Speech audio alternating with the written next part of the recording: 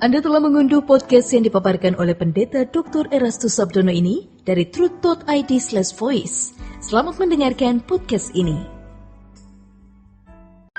Shalom, kebenaran firman Tuhan hari ini 26 Maret 2022 berjudul Tahta Allah Kekal Selamanya. Jika kita memperhatikan awan, kita bisa dapati bahwa tidak ada bentuk awan yang sama. Dan ketika diterpa angin, awan tersebut akan bergerak dan berlalu. Seperti juga manusia, tidak ada seorang manusia pun yang sama dengan yang lain. Lewat, berlalu. Betapa dahsyat Allah itu. Di sisi lain, hidup ini sangat tragis dan rentan. Baru selesai satu masalah, muncul masalah yang baru. Apalagi nanti. Namun, satu perkara yang harus kita ingat dan percayai, bahwa tahta Allah tetap selamanya.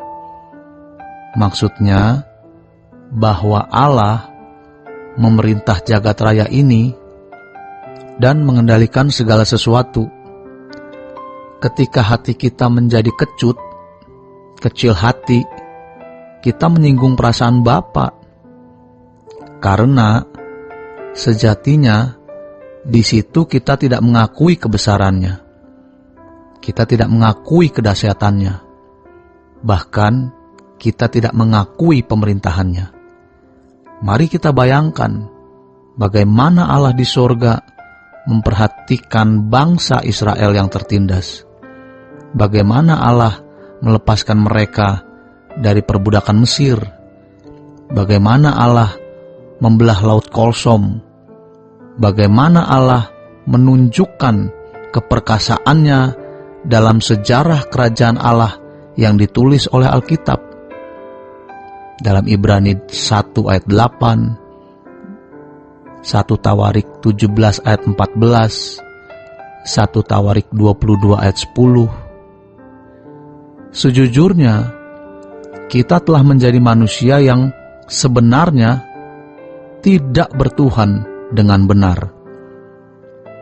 Kalau kita percaya ada Allah yang hidup, Allah yang berkuasa, yang memiliki tahta dan pemerintahan, seharusnya kita harus sungguh-sungguh mengakui itu. Bukan hanya dengan perkataan, melainkan juga dengan sikap.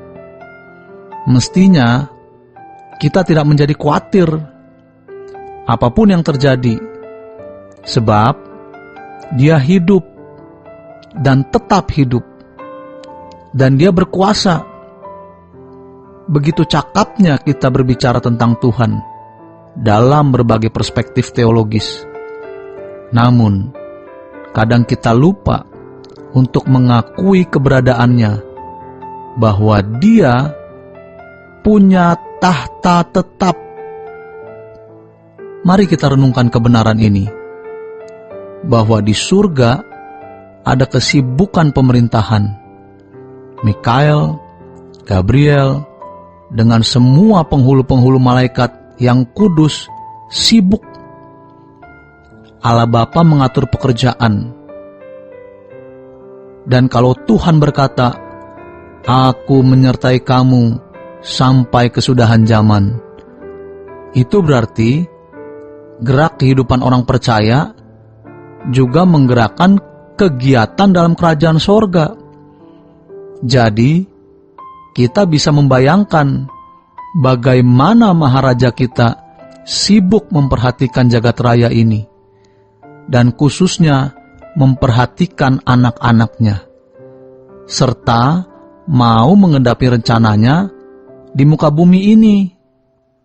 Oleh karenanya, bersyukur kita masih disadarkan untuk mencari Allah.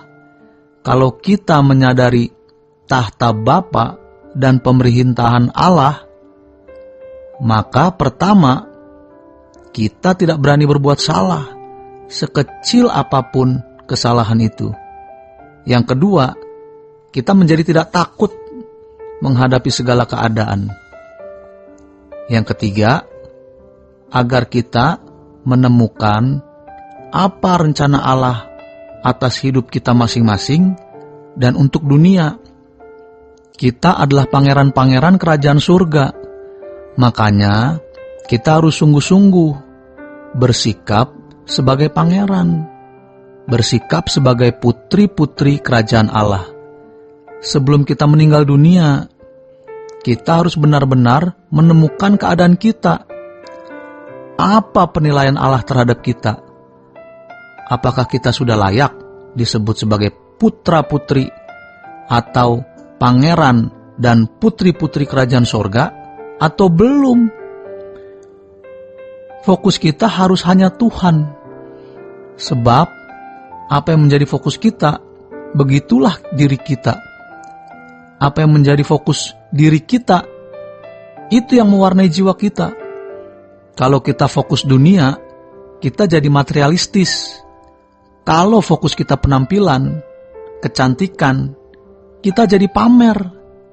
Tapi kalau fokus kita adalah Tuhan, kita menjadi pangeran-pangeran dan putri-putri kerajaan Allah.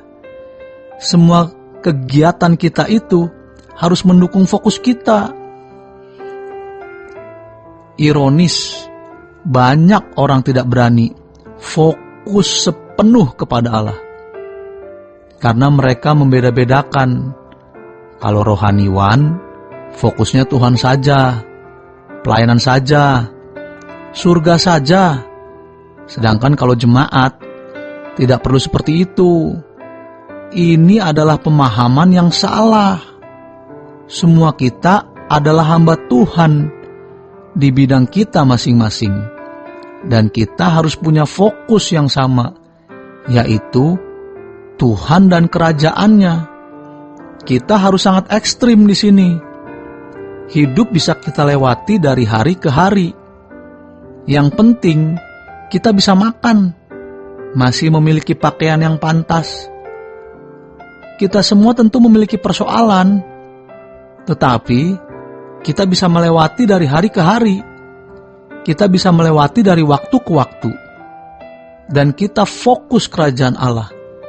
Sampai akhirnya kita bisa berkata, yang kuingini hanya Engkau Tuhan.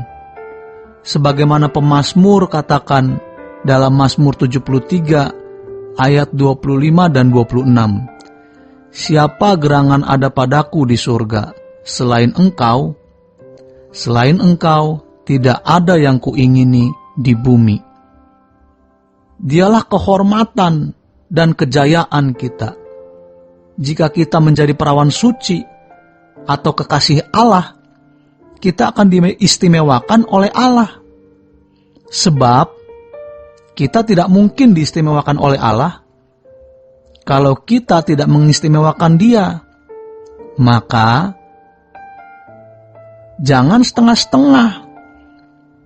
Tuhan harus menjadi segalanya dalam hidup kita. Jadi, kalau kita betul-betul beriman bahwa Allah itu hidup, Ia memiliki tahta dan memerintah selama-lamanya, dan kita hidup di dalam pemerintahannya, barulah kita bisa mewujudkan apa yang dikatakan dalam doa Bapa kami. Datanglah kerajaan-Mu, jadilah kehendak-Mu di bumi seperti di sorga. Suatu hari, tempat di mana kita tinggal akan rata dengan tanah, menjadi lautan api. Tetapi, apa yang pernah kita lakukan dengan tempat ini diingat kekal oleh Allah. Dan kita mau menjadikan tempat kita di rumah kita masing-masing sebagai tempat di mana Allah suka mengunjunginya. Demikian renungan hari ini. Tuhan Yesus memberkati. Sola Gracia.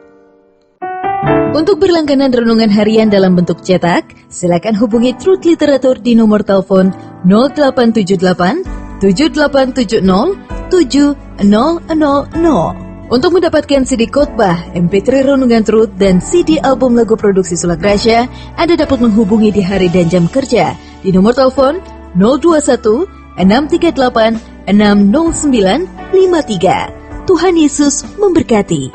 Sulak Rasya.